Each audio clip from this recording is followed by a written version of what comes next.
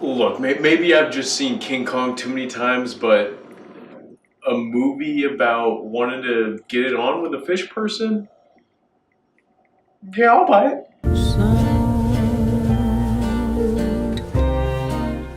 2018 Best Picture nominee The Shape of Water tells the story of Eliza, a mute janitorial worker at a government facility. One day, a new asset is brought in with a government team that's led by Michael Shannon's character, Richard Strickland. Dick Strickland. And Eliza is drawn to this new asset that happens to be an amphibious male because she sees that Strickland is not treating him very well. Over time, they begin to form a romantic bond, and there forms a conflict between Eliza and Strickland. And I'm gonna say straight off, there were not a lot of things that I disliked about this film. One thing I will say is that when it comes down to it, it was pretty much just a stereotypical romantic film. Yes, obviously there's a fish person involved and there's a little bit more of a conflict in ways you wouldn't typically see there, but especially when it gets to the end, this film hits a lot of the same notes that a typical romantic film would.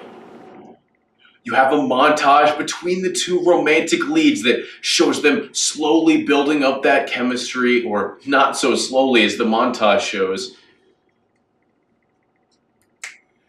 You have a montage between the two romantic leads that shows them building up their relationship over time. And especially when it got to the ending, there was a really intense moment where I thought it was gonna end and I was like, and then it kept going for a little bit more, and then I was like, okay. And so between that ending and the montage, it kind of helps set the tone as just an overall romantic film.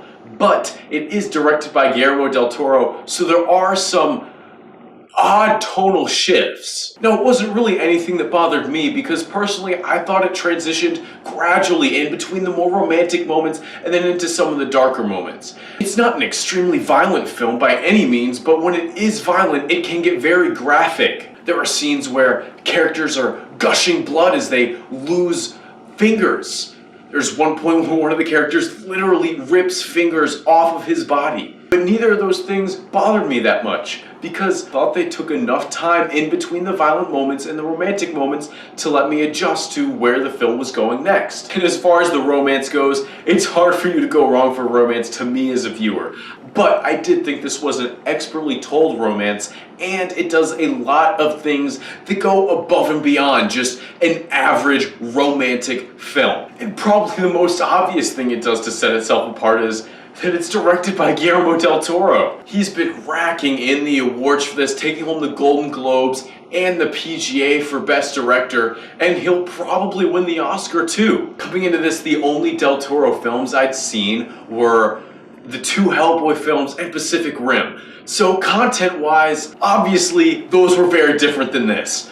But as far as how it looked, it was just as visually stunning, if not more. I mean, the opening shot really just sets the tone for what you're gonna see. It opens and everything's floating as if suspended underwater, and slowly things drop down, but it's still underwater. The light's coming in at just the perfect angle, and then everything suddenly just settles down, the water goes away, and you're in the real world just looking at someone wake up. And really all of the underwater shots were incredibly well done, and when done well, I think it's impossible to make an underwater shot not look cool. There are several shots where we're in Eliza's or her neighbor's apartment and the camera just scrolls down, and then we go in between the floorboards and we see some dead rats and dust and gunk in between the floors, and then we go down to the second floor where there's a movie theater, and I thought that was really cool. And there were a handful of transitions where the raindrops seem to fall on the camera, and then the next thing you know, they get wiped away and you're somewhere else, which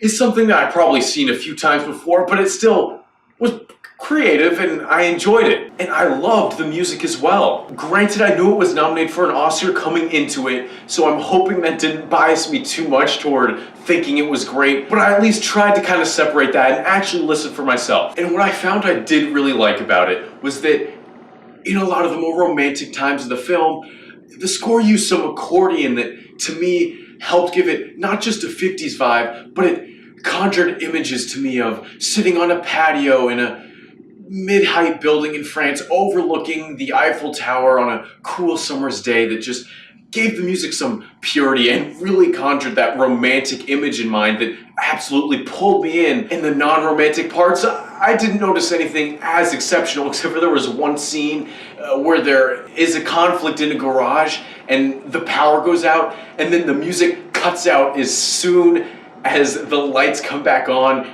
and that was just really cool to me. And finally, and maybe most importantly, the thing that really sets this apart in my eyes from other romantic films and monster movies too, I guess, is the strength of the characters. Now, obviously, Sally Hawkins has probably gathered more attention than anyone else in this film for her portrayal as Eliza, the mute janitor. Coming into the film, I was a little unsure of what I was going to think of it, because honestly, sometimes I feel like actors just kind of use playing as a character with a disability as an excuse to get nominated for an Oscar because they know that's something the Academy loves. But man, did she just really bring so much to this role, and especially when the character is mute, that you have to communicate so much without speaking. Yes, there is sign language, but even as part of sign language, you have to emote as you're doing your hand signals.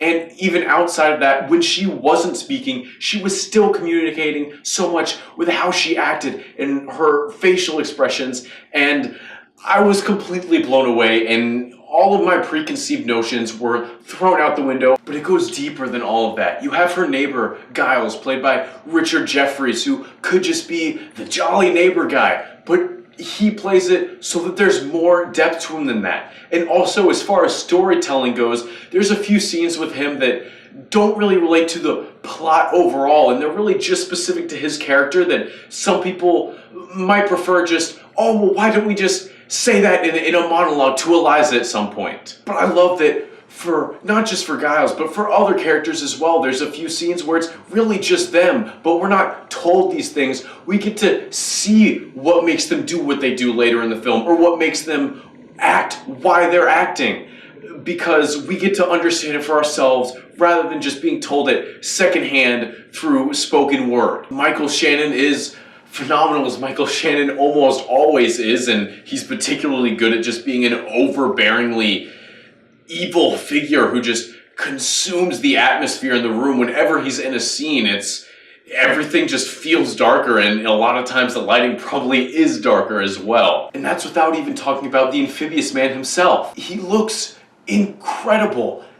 And a lot of that's because they didn't go CGI with him, and they easily could have. That's not to say, I'm sure they used some CGI in areas to touch up things or make something look a certain way in different portions of the film, but overall, it's just prosthetics and makeup, and it looks so real, and I think that adds so much more to the film, to really see the actors interacting with something that's there, and to see a real thing that's there interacting with them. And it's played by Doug Jones, who seems to play an alien in almost anything he's in, and he even played Abe Sapien in the Hellboy movies, but unfortunately, there's no relation between the two films. But he does a great job, like Eliza, doing a lot of emoting and conveying a lot of emotion without talking at all. And all of those things add up to make this not just a romantic film, but a romantic film with phenomenal characters,